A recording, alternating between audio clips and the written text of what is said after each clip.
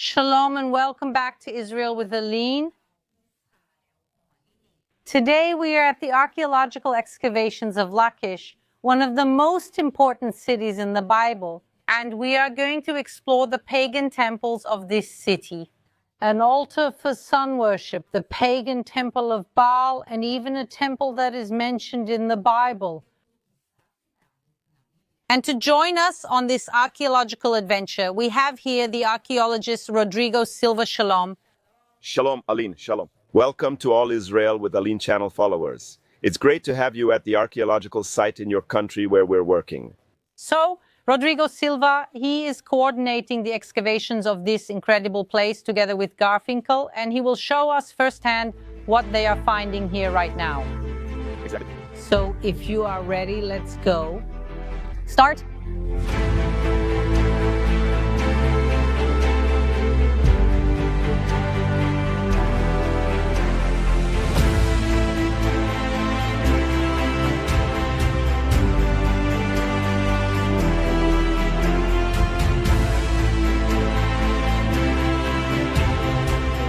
We're seeing a big structure here, but tell us what all of this is. Aline, this is a Persian solar temple dating back to the 6th century before Christ. So this temple is approximately 2,500 years old. That's 5 times the history of Brazil, from its discovery until today, 5 times. And also remembering that Persians are a well-discussed topic nowadays because ancient Persia is where Iran is today. We see that nowadays there is a relationship between the two countries, and in the past there was as well. But what The Persians... did they do here? Look, the Persians, they also ruled the land of Israel for a while after the Babylonian rule. When Babylon fell, the so-called Medo-Persia took control. Cyrus and Darius, uncle and nephew, and they conquered Babylon in 538 before Christ. Since you mentioned present-day Iran, history has had remarkable moments.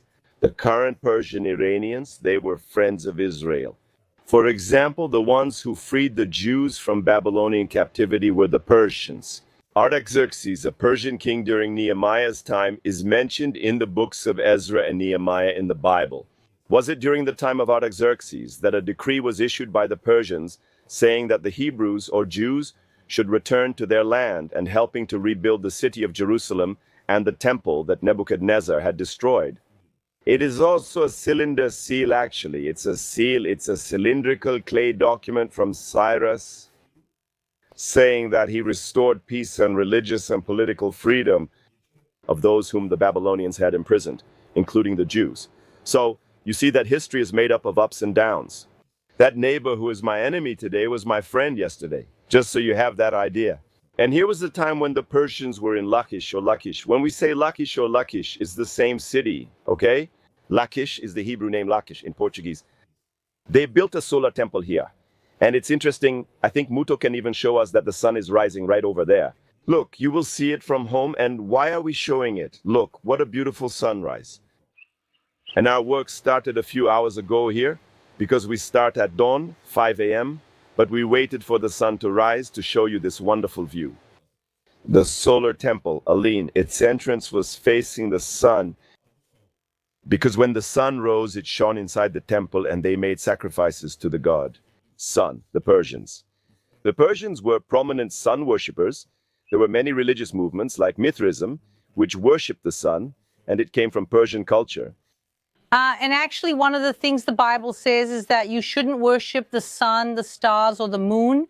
We see the Bible putting a lot of emphasis on this. And we see that, yes, this was a common practice among many ancient peoples. And here is the example, and even a sample before entering the temple. The biblical guidance, both regarding the sanctuary, the tabernacle, and synagogues, is that they should be built in a position where people would pray with their backs to the sun. Why did God at that time give this guidance? Because sun worship was so common that if you built synagogues, speaking of the time of the Second Temple, synagogues or the sanctuary of Jerusalem or the tabernacle, also in the same position as the pagan temples, there could be a risk that in a time of Israel breaking the covenant of apostasy, the people in this syncretism might start to confuse the God of Israel with the sun god. Of course, imagine people at that time praying to God facing the sun, praying to God facing the sun. And the dividing lines started to get a little blurry and things Could start. to mix together. And we know that the people of Israel historically worshiped the golden calf. There were several passages in the Bible where we see that the people sometimes ended up worshiping other things. And that's why I really think it makes a lot of sense, this thing about praying in biblical Judaism with your back to the sun. I wanted Mo to show us something here before we get started to make it more didactic so people at home can get an idea. This was the temple's structure when fully built, and this is how it looks. Aline, I don't know if you've already made a video for the people about the Temple of Tel Arad. We already did. It's similar. Come back and look. The person would enter here. And look how curious this is. There was a courtyard where she would bring the sacrifice, a holy place, where there was even an altar in the holy place, an altar of incense, and a most holy place. With a stone here, a matzeva that represented a deity, and at the same time it reminds us of the Ten Commandments. If you look in the Bible, the sanctuary also had the courtyard, the atrium, the holy place, and the most holy place. So do you see that the religions of the past communicated with each other? So syncretism was something that happened very easily. And with syncretism, there was also the imminent danger of the people of Israel losing their identity, because the false looks a lot like the true. That's the point. The false is proof that the true exists because the false looks like the true. So we have to pay attention to that. And we can enter the temple too. We can now, Sam. Worship the sun, but let's enter the temple. There, come with us. Going down very carefully because some stones might Be loose there. Okay, there. Here, Aline, this was the atrium space or courtyard, the people from the house. If you know the Old Testament sanctuary doctrine, it had the same division. So here the priest would bring the animal, sacrifice it to the sun god, usually facing that way to Santa. sun. As I mentioned before, syncretism happened easily since one ritual reminded you of another. The Hebrew ritual involved animal sacrifice, a priest, and a courtyard. With the staircases, and in the temple there will be staircases. In fact, the Levite choir sang on the stairs. So we go up here. Exactly. We also see this in many ancient religions, that the physically high place had a connection with God. We see that the Bible itself often refers to the high places where they worshipped. And We see here that they specifically chose a high place on the hill of Lachish. And besides that, they added steps here between each area. So this area is higher than that one and therefore more sacred. And here, even more steps. The highest physical point is also the most sacred. exactly, and here then was a holy place. I'm using terms like holy courtyard and most holy to make it easier for people at home to understand. It's similar to the Bible, but I don't know how. The Persians called this here, but it was a holy place, and here it was even holier. So here was the place that originally had here an altar of incense. Actually, what's interesting, if you allow me to make this comparison with Tel Arad, since You? Why? in Tel Arad they found two altars, one large and one small. Some archaeologists interpreted that the larger altar would be for the God of Israel, and the smaller one for the wife of the God of Israel, Asherah. By the way, something curious, I don't know if they brought it so I can show it later. Last year, we found two statuettes of the Canaanite goddess Asherah here. And Yesterday, we found the head of another goddess. Not here, but at the other side, here. Santa area. Yes. Guys, I brought a mouse, but if not, I'll show you a picture later. But the most interesting thing, Aline, is that they found it. If you recorded Tel Arad, let me remind you what Tel Arad is, guys. Tel Arad was a Jewish fortress in the desert, a soldier's fortress.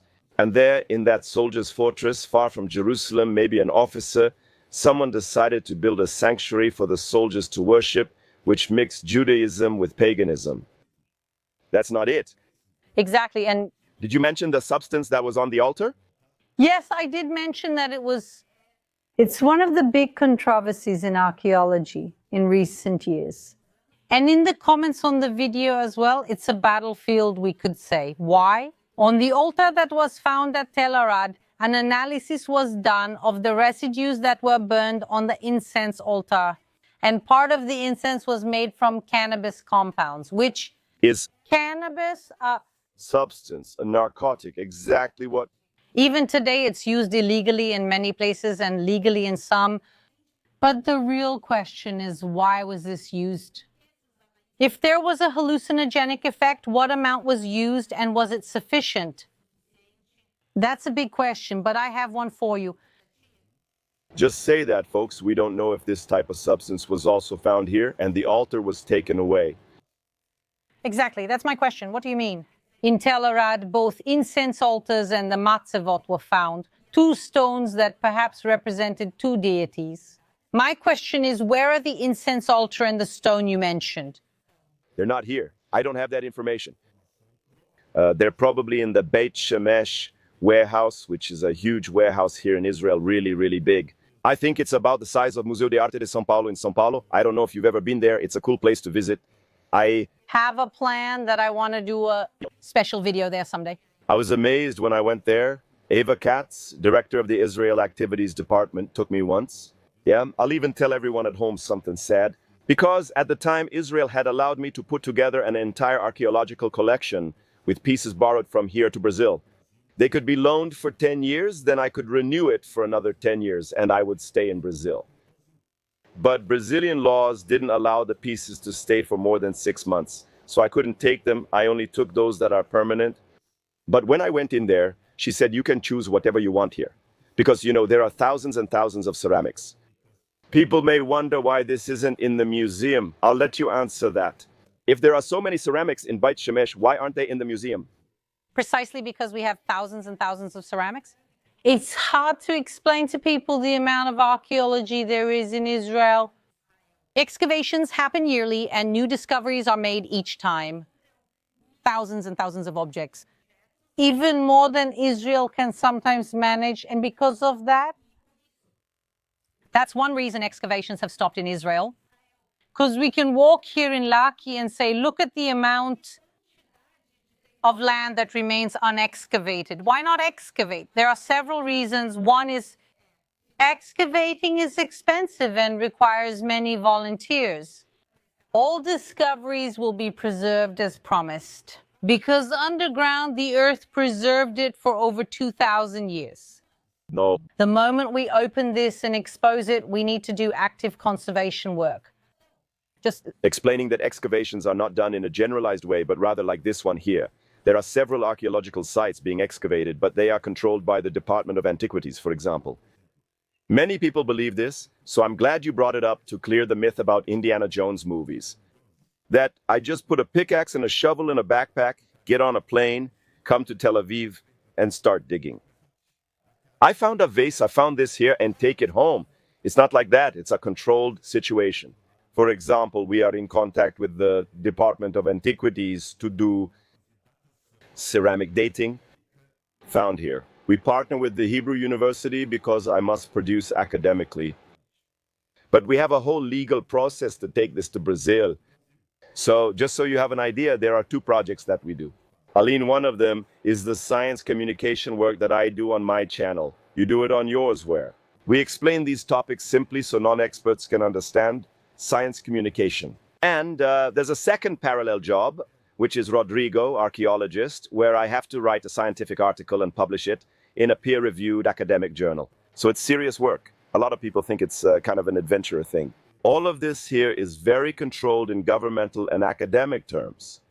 because it has to be done, because so many things are found that we need to know exactly what was found, where it was found, so we can fit the pieces together.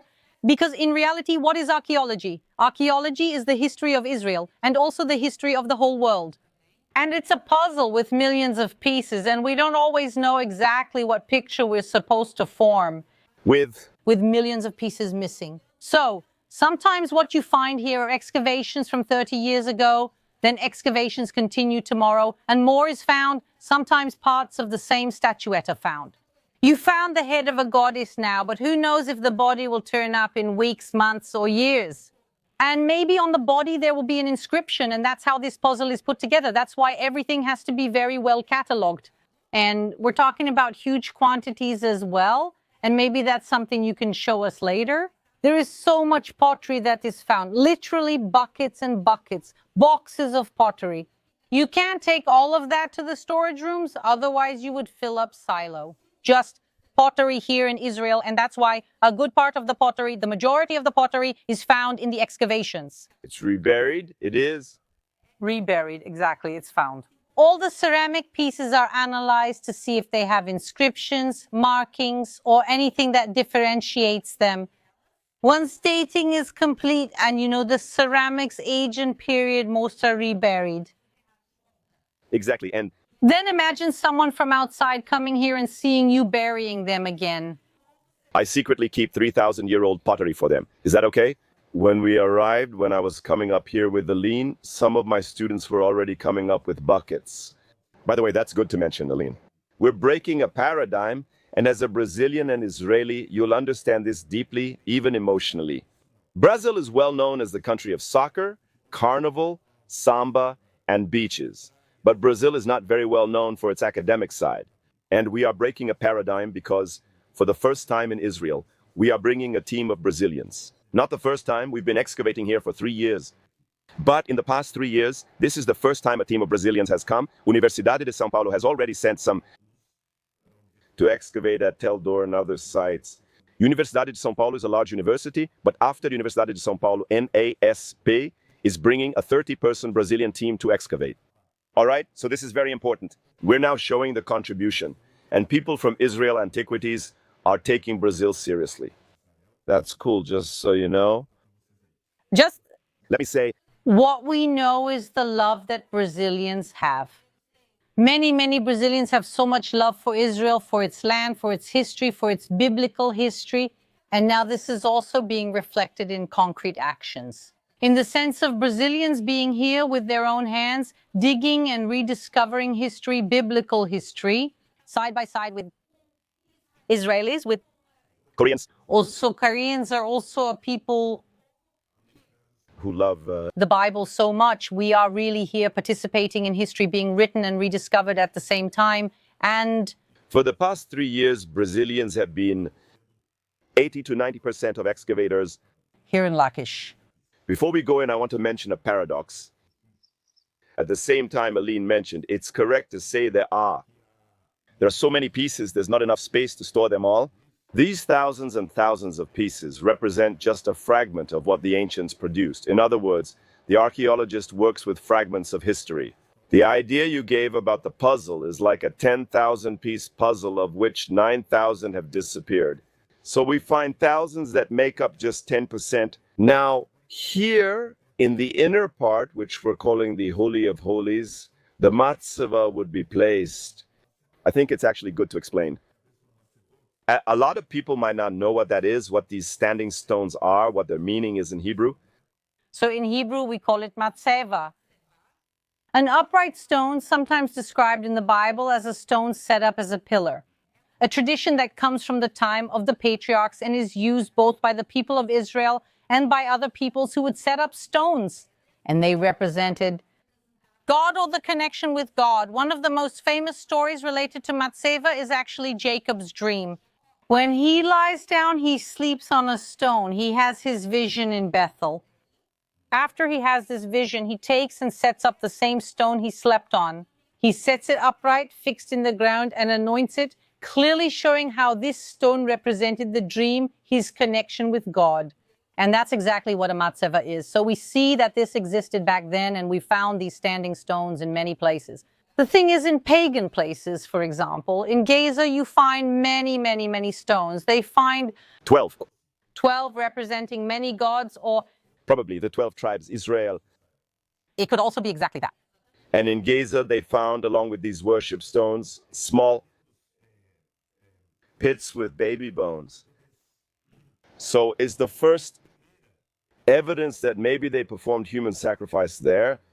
Exactly. So we see there a place that is used for rituals, maybe terrible rituals of child sacrifice, but rituals that these Canaanite people considered sacred, next to the standing stones that represented their gods. And here, if we go, she would stay here, look. It's just curious. Here they only found one, not two, like in the case of Tel Arad. The outline, even with the Ten Commandments, could remind you of them. Some people even made that connection. But it would be the representation of the god or the goddess. Now, the most curious thing is, again, the ease of syncretism. In the Hebrew sanctuary, the ark held 2 stone tablets, which were the Ten Commandments. You mentioned a Jacob who raised a stone. Let's also remind everyone at home, when we recorded in Jerusalem at the Zero Temple. Exactly. If you haven't seen it, watch it again on my channel or Aline's. There's an altar with a stone like that placed on top of the altar. So here we have this situation, and this was the Persian solar temple, which was in the city of Lachish. But there are many other things for us to see here. Let's keep exploring the city. Are you enjoying it? Then join us. I was forgetting something important. Going down the stairs now, I remembered the folks back home. I don't know if you noticed, Aline, but there's a step here on the stairs that's narrower than the others. Does that remind you of anything? That clearly reminds me of the stairways that lead to the Temple of Jerusalem. The original stairways, built by King Herod the Great, were found and are exactly this model. There are 2 small steps, 1 large step, 2 small steps, 1 large step. And what we believe to be the reason for these different stairs is so that no one could run up the stairs. So that people would go up calmly, slowly, respecting the holy place, because they were getting closer. If you have a step different from the other so you don't fall, you'll go up looking down. So the person approaches with respect and humility. In other words, even this here, also in architecture, is interesting to observe. this is centuries before Herodes. Herodes? Certainly didn't create this. Technique and Yes, he appropriated things that already existed. rounding up, not giving the exact number. Here I am almost 4 centuries before Herodes. Mike?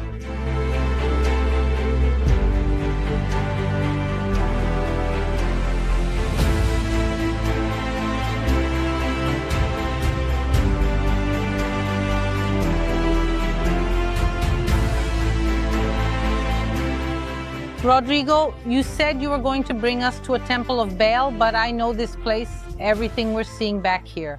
This wall is part of a palace, colossal, of the kings of Judah. I mean, Rehoboam reigned here in this place, and after him, so many kings of Judah passed through here.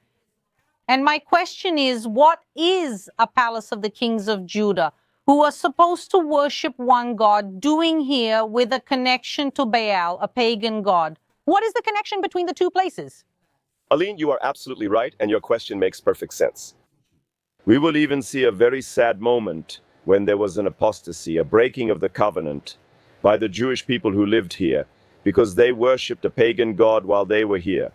In fact, if you read the Bible carefully, you will see that many of the wars that happened, many of the attacks that God allowed to happen, occurred because of the breaking of the covenant. When the people left the true God to worship a pagan god, or even worse, mixed the worship of the true God with pagan worship, because there are 2 types of apostasy.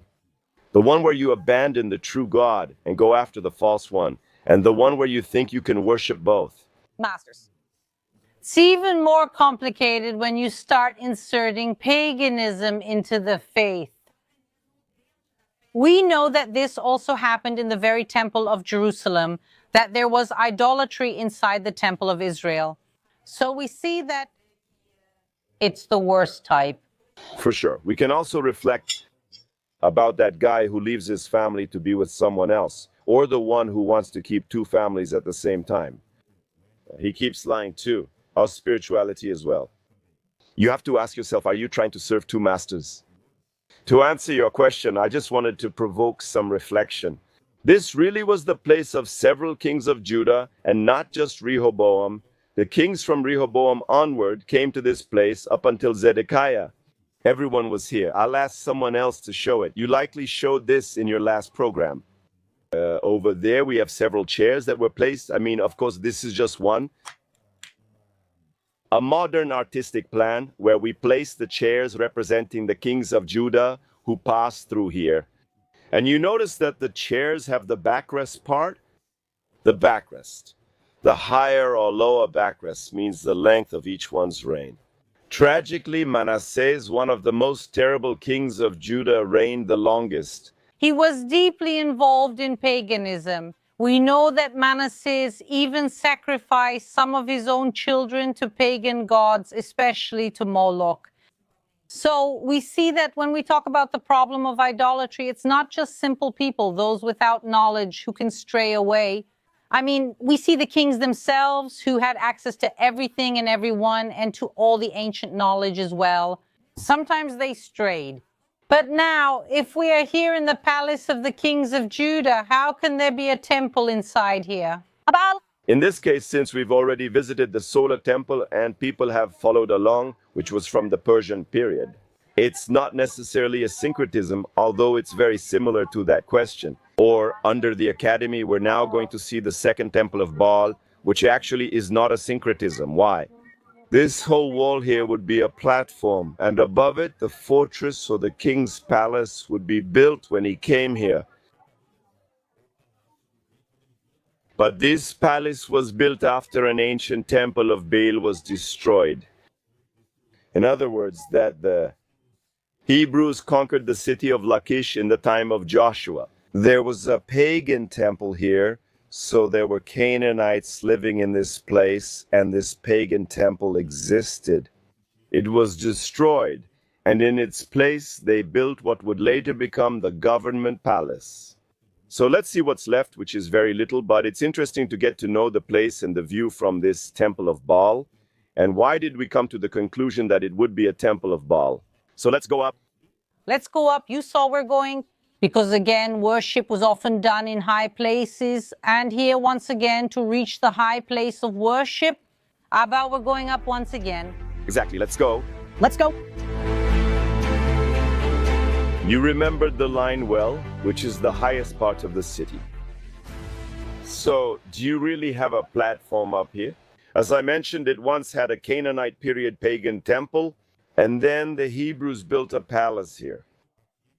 Actually, the Jews, which was at the time of the monarchy, not the unified monarchy, okay? But the later monarchy. This is important to mention. We haven't found any evidence of David or Solomon here yet. What we're finding here is from the time of Rehoboam onward. For everyone at home to understand, there was a unified kingdom under the rule, first of Saul, who was the first king of Israel. But then he lost God's anointing, and the king, as considered in history, ends up being David. Chronologically speaking, Saul comes first, but spiritually, prophetically, and in various theological aspects, David is considered the first and great king of Israel. And the last one is Solomon, who precisely because son of David, he was the last due to his idolatry, as the Bible clearly states. He marries many foreign women, and he allows them to bring worship to other gods into the land of Israel, into Jerusalem. And more than that, he also turns to their gods. I mean, Solomon, who is the same king who builds the temple in Jerusalem, the temple for God, he commits idolatry in his last days of life, in his last years of life. And because of that, he is punished. And the punishment will be that his kingdom will be divided. That means that the descendants of David and Solomon will rule only over the region of Judah, over two tribes, over the tribe of Judah and the tribe of Benjamin. And of the 10 tribes of Israel, northern Israel will then be ruled, governed by other kings. So it starts with Jeroboam and continues on. Then there are more than 14 kings. And then you have the northern kingdom, which was named Israel, and the southern kingdom, which was named Judah. The capital of the south was Jerusalem. The capital of the north changed from time to time, but most of the time, the capital of the north was Samaria. Why is that important? When discussing Israel's history, it's helpful to explain the history of Israel overall or of the northern kingdom. When in 722 the Assyrians came to attack this whole region, they destroyed the northern tribes. The Assyrians also attacked the city of Lachish. In the time of Sennacherib, they destroyed the city of Lachish. The northern tribes were also devastated in 722 by multiple Assyrian kings. And that was what they call the end of the northern tribes. That's another topic that I won't get into now. What will happen to these tribes? But what was left, roughly speaking, was the south. And since the south was mostly dominated by the tribe of Judah, when Nebuchadnezzar came, he also came through here and attacked the Jews in the time of the prophet Jeremiah, the time of the prophet Ezekiel, and the time of the prophet Daniel. When he came to attack, what was basically left was the South Judah. That's why from then on, all the Hebrews are now called Jews. That's why today Silvio Santos is called Jew. Aline is Jewish, Albert Einstein, Jewish. Today we don't make that division like before, of that shamelessness where I wouldn't say, Aline, you are Jewish. No, I am from the tribe of Manasseh, Benjamin, and another tribe. Exactly. I I know my family isn't from Judah. My entire maternal side is from the tribe of Levi. And the tribe of Levi wasn't just in one of the kingdoms. The tribe of Levi was spread out. Part of Levi lived within the kingdom of Israel. Part of Levi lived within the kingdom of Judah. I don't know that many historical details. Also, to say if my family lived in either the northern or southern kingdom, but I know at least half were from the tribe of Levi, not Judah. But in the end, the names remained. Just like today, we call the state of Israel referring to the whole territory. exactly. So The state of Israel includes the former kingdom of Israel and also what was the kingdom of Judah.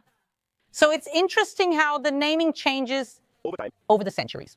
If you ask someone 3,000 or 2,900 years ago if they lived in Israel, they'd say, no, I live here in Judah.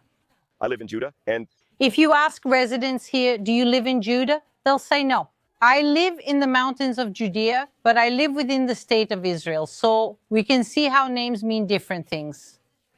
if you ask if I'm Jewish, no, I'm an Ephraimite. Exactly. If you're Jewish, I'm a Benjamite.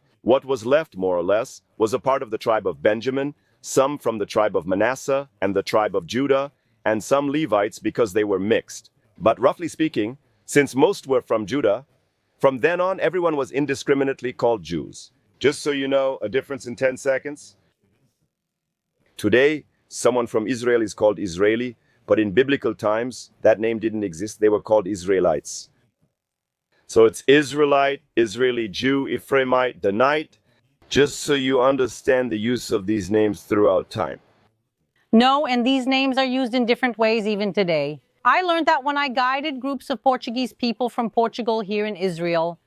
I would say, I'm Israeli, and they would say, no, I'm Israelite, no, I'm Israeli, no, I'm Israelite. Then I found out that in Portugal, Israeli is also Israelite. It's the same name. They don't use the word Israeli.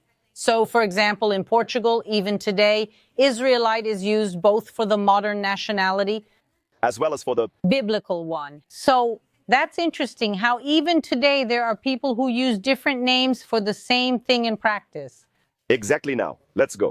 So, when Joshua arrived here to conquer, let's walk a bit further this way. Louise, Me? I am looking for. Where is the Temple of Baal? That's the interesting point. It was completely destroyed. Now, there's a magic little word that people also think is modern. The word might be modern, but its practice is ancient. It's called recycling. So, when people excavated this area where we are now, they discovered that below this stone structure that we climbed, forming this platform, there was, here in the center, the structure of a pagan sanctuary. Let's look into this pit here, and you'll get an idea of what I'm talking about. This is important for people to understand what's happening. We're talking about a layered cake. So the Canaanite city existed. It was destroyed in the time of Joshua and burned. On top of it, a city was built that was also destroyed. There are many layers. So if this layer we're in now is from the time of the kingdom of Judah, it's not from the time of the unified kingdom, but from the kingdom of Judah. To find the Canaanite period, we must dig deeper, which is exactly what archaeologists did. And we leave it. Now you can see an archaeological dilemma there. You described it well, like a birthday cake with layers of chocolate, coconut, and more. What is lower down is older, what is higher up is more recent, newer. But in order to find the antiquity, I have to destroy the antiquity. Is that right? To find the Lachish from the Canaanite period, I have to destroy the Lachish from the time of the kings of Israel or the kings of Judah. But we leave a piece for educational purposes, another one. If you come here, I'll show you something that makes it easy to understand. Here in front, you can see that wall of the platform that Aline and I showed you from the outside, right? And it goes over there. Here, there's another part of this stone platform, but when they started removing the stones from here, they noticed the floor. You can see that the stones come like this. They're even modified. And here is the floor. This floor was part of an ancient pagan altar that was here. So it was a platform from the Canaanite period. And there was an altar here. You can see the stones vary in size, with some smaller and some larger. And here they found Canaanite vessels, which we also know about, just as you can see. Look at this here. Who recognizes it, right? This one is Tanya Bulhoin's tableware. This one is Chinese tableware. This is a Greek vase. Visitors to Greece notice its shape differs from that of a Chinese vase. We also, in archaeology, train our eyes to notice if the vase is Canaanite, if it's Jewish, or if one is an imitation of the other. And what about the time period? For example, when you see a card and say it's a 77 Passat, how do you know that? You didn't take it to the lab? It's by the style. So they found a lot of Canaanite pottery, remains of burned bones, so there were sacrifices here, and they found 2 figurines of Baal here in this place. So clearly, we are just a few meters from where a temple of Baal used to be, a place of worship with Sacrifices. everything that the Bible tells us so many times about the worship of Baal in the high places. We are exactly where the Bible tells us about. They found a piece of a column buried here, which was not part of the Jewish temple building. But it would definitely be from before this Baal temple, which must have been beautiful. This is it. Here's what's left. Let's go. It's right here. Wow, no. The size of this Column. It shows then that there was a luxurious building here. The word I mentioned before is modern, but the practice, recycling, is ancient and was already happening. So they used remains from this temple of Baal to build the government palace, remembering that they also found 2 statuettes of Baal in that place. Here, besides the pottery, we have statuettes of Baal, we have pottery, we have an architectural similarity with the better preserved temples of Baal that were found. And we can clearly see that there were 2 floors here, an older floor and a more recent one. When Rodrigo mentioned columns, we might imagine a small column, but what we're actually seeing here is the base of an imposing column. But we can understand the people from the ancient world.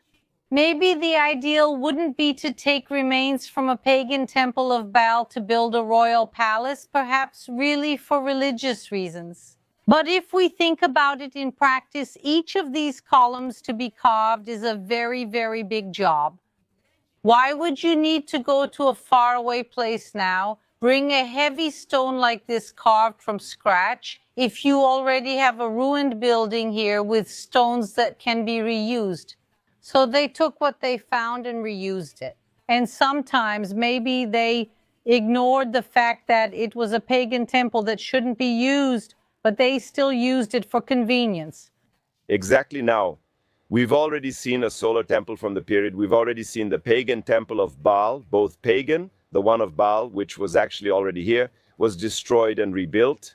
Like Israel's history, faithfulness to God has its ups and downs. Now, we're going to finish with the 3rd example, which is the saddest of all, which is the syncretism that happened between paganism and the Jewish religion. And I'm going to take you to the door over there to show you an altar, probably of Baal, and we have a biblical connection related to this place. And there, yes, during the period of the monarchy of Judah, here some still insisted on worshiping the God of Israel together with the pagan god, probably Baal. So Let's see. this example out there, let's go, There, everyone. let's go.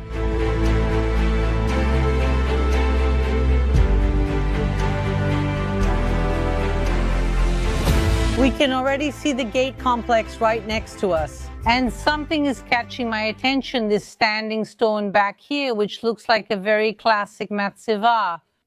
I just want you to confirm it for me. Exactly, good eyes, you got it right. Even though it's in the middle of the woods, many people start to pay attention, but that's how it is. A column of worship?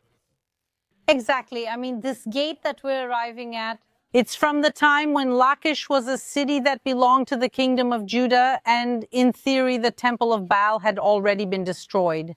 There shouldn't have been worship of other gods and other entities. And that's exactly one of the first things we find here. At the gate, at the entrance of the city, we're seeing here a matzeva, which could perhaps be used for worship. But we mentioned that there was an entire temple here. I know it's inside here, and that's where I want us to go and show, because what's inside is really shocking. And it's interesting here, Aline, that you mentioned this, because this was the busiest place in the city. Everyone who arrived came through here. Here, for example, these chambers we're seeing were the places where taxes were collected. The customs office, the federal revenue, the person who arrived here would pay the tax to enter or leave the city with products. There are some benches up ahead. You probably filmed them before. We can show you if you'd like. And these benches here were the place where the city's trials were held. You must have read in the Bible at home that there were always trials that took place at the city gate. Do we have time to show it? Also, one important thing for us to think about is that nowadays, when we want to enter or leave a city, there are many roads that lead in and out. Even for Brazil, if we want to enter the country, we can come by sea, by land. There are several airports. There are many ways in and out nowadays. In ancient times, it wasn't common for cities to have a gate, sometimes two gates, including Shara, a very important biblical city here in Judah. Its name means, wow, look, that city has two gates. That was something unusual. Which was unusual. So if the entire population of the city has to enter and exit through the city gate, without a doubt, it's the busiest place. And that's why, if we look here, everything happened at the gate. Like paying taxes, trials, worship, everything was done at the gate.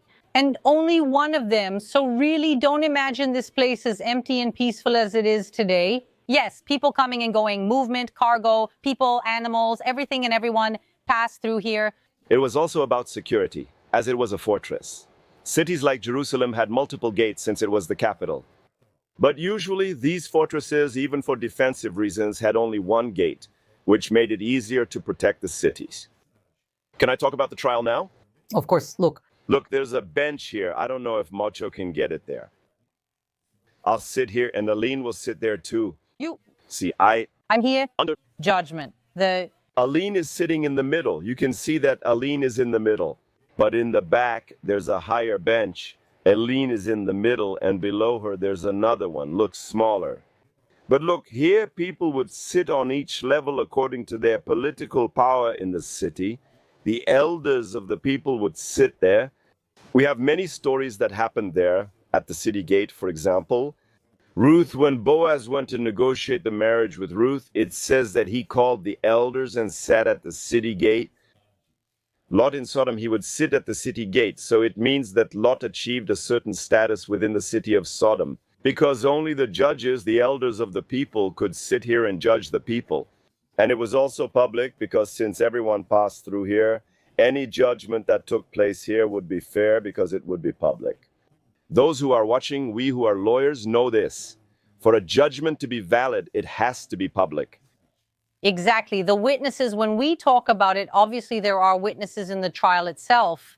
But in a certain way, the whole population was here, witnessing what was happening and also keeping people in line. The judge couldn't do whatever he wanted since everyone saw and heard what was happening. The chance of someone giving false testimony in front of a very large audience is really complicated. Let's go then, Alka. Let's go, We are now at the Pagan sanctuary, which was here as part of the city's entrance complex. So this area would be more or less equivalent to the holy part, but the Holy of Holies is this area right here behind this little wall. I'd like to invite you in with me. Rodrigo and everyone are welcome. And what do we expect to find in the Blessed Sacrament? An altar, and that's exactly what we have here. It's a broken altar. It had horns here, so there were two horns here and the other two were here. And this altar was part of this holy complex. Up to this point, all of this here is very logical and very similar to what we find in many places throughout Israel and Judah. However, there's something strange here, and it's right here behind Rodrigo. This here, everyone, I think all of you can recognize what this is. It's a replica. That's why I'm going to sit on it, everyone. This here is a replica of a toilet that was found at this location. Here is a toilet. The thing is, toilets were the dirtiest, most impure thing in the ancient world. And the altar for worshiping God, or in this case for God, the pagans were higher according to each one's religion. So how can it be that in the Holy of Holies, a toilet and an altar coexist here? This doesn't make any sense at all. No, and it still doesn't make sense either, because from the outside we see that the city already had sewage. So it was a city that had sewage, but there's no sewage pipe here. So it wasn't a bathroom meant to actually be used, but rather to serve as a symbol of desecration. Now, it's interesting that there were religious reforms carried out by 3 Hebrew kings, 2 by kings of Judah and 1 by a king from the north. The kings of Judah who carried out religious reforms were Josiah and Hezekiah. What is a religious reform? They ordered all the pagan statues to be destroyed, all the pagan altars, and they carried out a reform and brought the people back to the true God. As I mentioned, Josiah and Hezekiah did this in Judah and King Jehu in the north. And it's interesting that what King Jehu did in the north seems to be what they did here. There's a passage from the Bible that I think you could quote, which describes exactly what we're seeing here.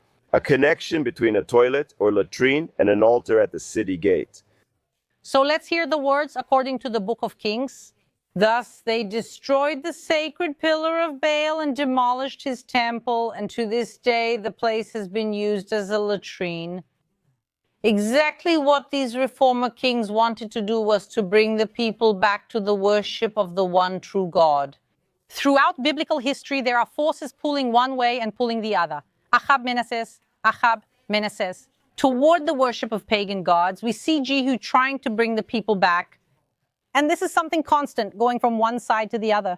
So if this was a pagan worship temple, it can be taken out of use. But who can guarantee that after a year, 2 years, 5 years, 50 years, it won't go back to being a place of private pagan worship? That was exactly the idea. If there was something impure, this place couldn't go back to being a sanctuary for anyone. So putting a toilet here was a way to ensure that this place would never again become a site of pagan worship, even after the king's death. Maybe it's actually from King Jehu's era. The reforms taking place in the north could have been implemented here in the south as well. So what does the Bible tell us because of that?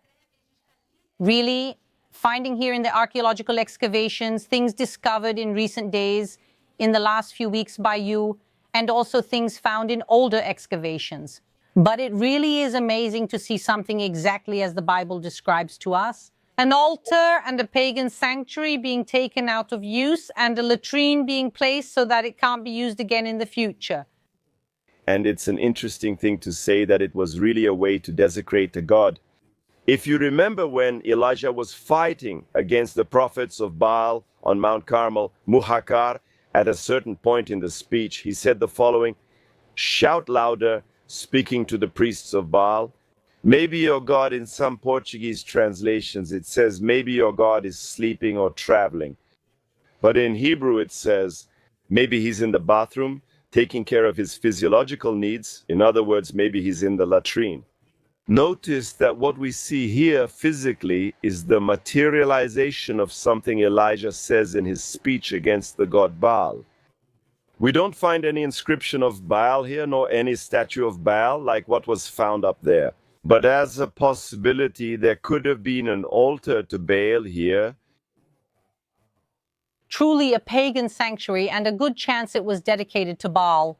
And it's amazing to see the Bible actually taking physical form. And that's why I find the work you do here in Lachish so amazing, as well as in other places in the excavations you all do. And it's exciting to be able to walk through a biblical city like this and see Brazilians here excavating.